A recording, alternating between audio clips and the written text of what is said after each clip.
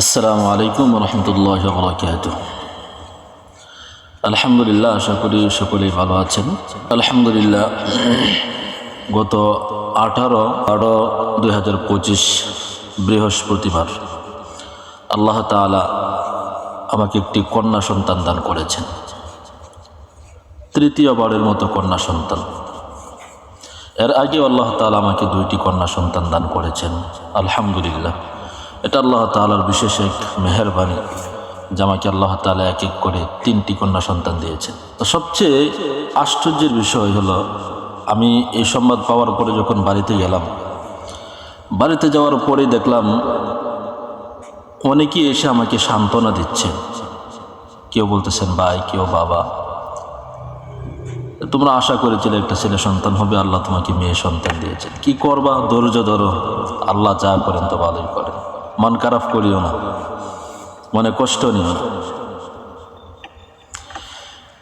সবচেয়ে বেশি আশ্চর্য লাগলো যেখানে আমি এই বিষয় নিয়ে কোনো কথা বলি নাই, আমার ফ্যামিলি এই বিষয়ে পজিটিভ, আমি পজিটিভ, আমাদের চেয়েতে তাদের কষ্টটা যেন বেশি হয়ে গেল। কথায় বলেন, আমার চেয়েতে মাসির দরদ বেশি। তো আজকে কন্যা সন্তান হওয়ার কারণে যদি আমি মন খারাপ করি, মনে কষ্ট নেই, রাগ করি, গোসা করি, তাহলে এটি কি আল্লাহ তাআলার সিদ্ধান্তর বিরুদ্ধে বিদ্রোহ করার শামিল নয়?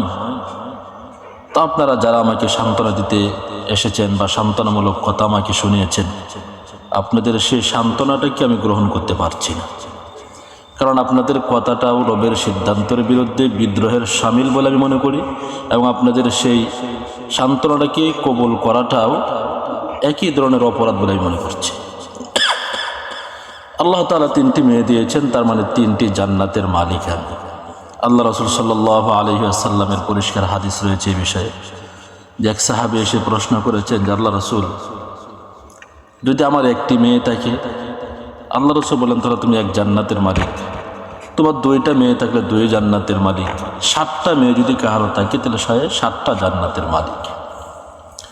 আল্লাহ রাসূল সাল্লাল্লাহু আলাইহি ওয়াসাল্লাম বলেন, তোমরা মেয়ের বাবাকে কষ্ট দিও না, কারণ আমি মেয়ের বাবা। তো এখানে আজকে আমার 3টা মেয়ে, এখানে 3টা 10টা বা 15টা তো বিষয়, আল্লাহ তাআলা যতগুলা চান ততগুলা সন্তান আমাকে দিবে।